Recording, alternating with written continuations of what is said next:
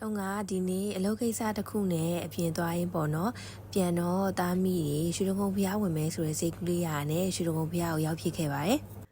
်အလောက်ကိုင်ခွင့်လန်းနေကြမှာဖြစ်ဖြစ်တခြားသောအကြက်တဲ့အခက်အခဲတွေကိုရင်ဆိုင်နေရမျိုးပဲဖြစ်ဖြစ်အဲ့လိုမျိုးကြုံတွေ့နေရသူဆိုရင်တော့တုံးရဲ့ဗီဒီယိုအစဆုံးကြည့်ကိုကြည့်တဲ့နဲ့တုံးလဲအမြဲလုံးဖြစ်နေကြဖြစ်တဲ့ရွှေတုံးကုန်းဖျားမှာရှိတဲ့ဖျားအပ်ဖွယ်9ပါးနဲ့အခက်အခဲအကြက်တွေကလွတ်မြောက်တဲ့လမ်းလေးကိုတုံးကဒီနေ့သွားမှာဖြစ်ပါတယ်တုံးအမြဲတမ်းလေးသွားနေကြပါတော့ကဲအဖွဲကူပါတွေကမှတော့ပထမဦးဆုံးဖူးမြော်ခဲ့တာကတော့ဗရမ ्या မျက်ရှင်ဖျားပဲဖြစ်ပါတယ်ရှင်ဒီအဖွဲကူပါလုံးမှာကစုတစုတည်းကိုပဲတေချာတောင်းရင်တကယ်ပြည့်ရပေါ့နော်ကဲနောက်တစ်ခုကကြတော့ဝိဇာစောကြည်ဖျားပဲဖြစ်ပါတယ်ဝိဇာစောကြည်ဖျားမှာလည်းတုံတေချာလေးရှ िख ိုးပြီးတော့ဆူတောင်းခဲ့ပါတယ်ဒီအဖွဲ9ပါးလုံးမှာကိုလိုချင်တဲ့စုတစုတွေကိုပဲရင်ထဲကနေတေချာလေးလှိုင်လင်းနဲ့ဆူတောင်းမယ်ဆိုရင်တကယ်ပြည့်တယ်ပေါ့နော်အခုပြီးပြီဆိုတော့တုံကဖျားချီတော်ရပေါ့နော်ဒါကလည်းအဖွဲ9ပါးတွေကပါပဲအားလုံးလည်းအနီးကပ်တေချာလေးဖူးလို့ရအောင်လို့တုံတာအနီးကပ်လေးရိုက်ပြပေးထားတာပါရှင်ကဲပြီးပြီဆိုရင်တော့တုံတို့ကဗရာရှင်ဖျားကိုဆက်သွားပြီးတော့ဆက်လက်ပြီးတော့ဆူတောင်းမှုလေးလုပ်ခဲ့ပါတယ်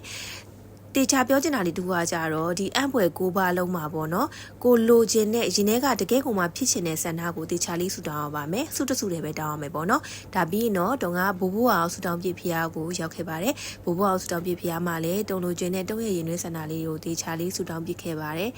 ်နောက်ထပ်တစ်စုကတော့ရှေးအစာကောနာဖျားပါရှင်ရှေးအစာကောနာဖျားမှာလည်းတုံဒီလိုပဲတေချာလေးဆူတောင်းခဲ့ပါတယ်အဲ့တော့အားလုံးလဲတုံလိုပဲသွားမယ်ဆိုရင်တော့ကိုလိုချင်တဲ့ဆူတောင်းလေးကိုတေချာလေးတဆူလေးဖြစ်ရမယ်အဲ့ဒီဆူတောင်းကိုလည်းအပွဲ9ပါးလုံးမှာတေချာရင်ထဲကနေပြီးတော့ဆူတောင်းရမယ်ပေါ့နော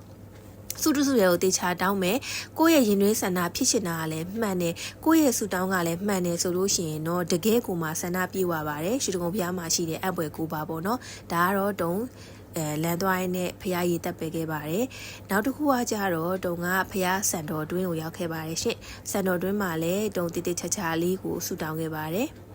ဒါမဲ့နေရာတော်တော်များများလေးအကုန်လုံးကပြုတ်ပြမုံမှန်နေတဲ့အခါကျတော့တုံတေချာလေးရိုက်ပြလို့အဆင်မပြေရလေးတော့ဖြစ်ခဲ့တယ်ပေါ့နော်ကဲပြီးပြီဆိုလို့ရှိရင်တော့တုံကနောက်ထပ်တနေရာကိုသွားပါမယ်တုံခုရောက်တာကတော့အပွဲ9ပါးထဲမှာပါတယ်ရှစ်စောဖို့ဖျားကိုရောက်နေတာပဲဖြစ်ပါတယ်ရှစ်စောဖို့ဖျားမှာလည်းတုံခုနာပြောသလိုပဲတေချာလေးဆူတောင်းခဲ့ပါတယ်တုံတို့လေမိသားစု3ယောက်ပေါ့နော်အဖွဲ9ပါးမှာလေတေချာဒီလိုဆူတောင်းပြီးတော့နေတာအဖွဲ9ပါးတော့မပြည့်သေးဘူးတော်တော်လေးညနေဆောင်လာပြီအဲ့ဒီချိန်လေးကတုံရိုက်ပြထားတာ6နာရီကျော်ပြီပေါ့နော်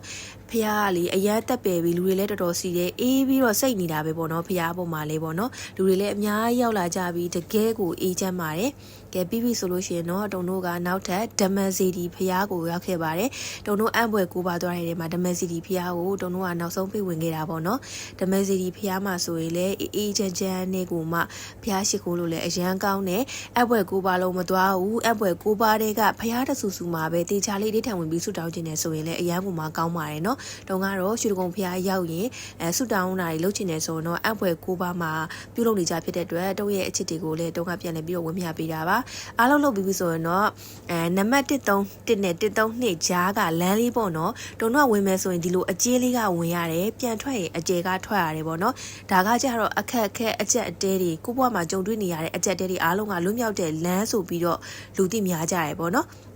တော့အကုန်လုံးဆူတောင်းမှုပြုလုပ်ပြီးတဲ့အခါမှာဒီလမ်းလေးကနေပြီးတော့အကျဉ်းဘက်ကနေဝင်တယ်တုံခုနပြောတဲ့131နဲ့132ကြားကနေပြီးတော့ဝင်တယ်ပြီးတော့မှတုံတို့ဟိုဘက်ကအကျယ်ဘက်ကနေပြန်ထွက်ပြီးတော့အိမ်ပြန်ခဲ့ကြပါတယ်ဒါပေမဲ့ပေါ့နော်အဲ့ဒီမှာတော့တေချာကြီးကိုထိုင်ပြီးတော့ဆူတောင်းတာမျိုးဖျားကြကြီးရှိခိုးတာမျိုးတော့လုပ်လို့မရဘူးအများနဲ့ဆိုတော့လေတုံတို့ကတေချာလေးဆူတောင်းတာဒီမှာဆိုလဲတုံမတ်တရက်ပြီးပဲဆူတောင်းခဲ့ရတယ်ပေါ့နော်အရှိမတယောက်ဖျားရှိခိုးနေရရှိရဲ့အတွက်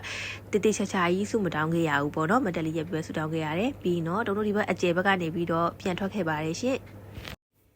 အားလုံးပြီးသွားပြီဆိုတော့တုံခေါင်းလောင်းလေးထိုးခဲ့တယ်ပေါ့နော်အဲ့ဒီအချိန်မှာတုံတို့အကုန်လုံးလုပ်ပြီးရဲ့အချိန်မှာတော့အချိန်လေးက9နာရီကျော်သွားပြီပေါ့နော်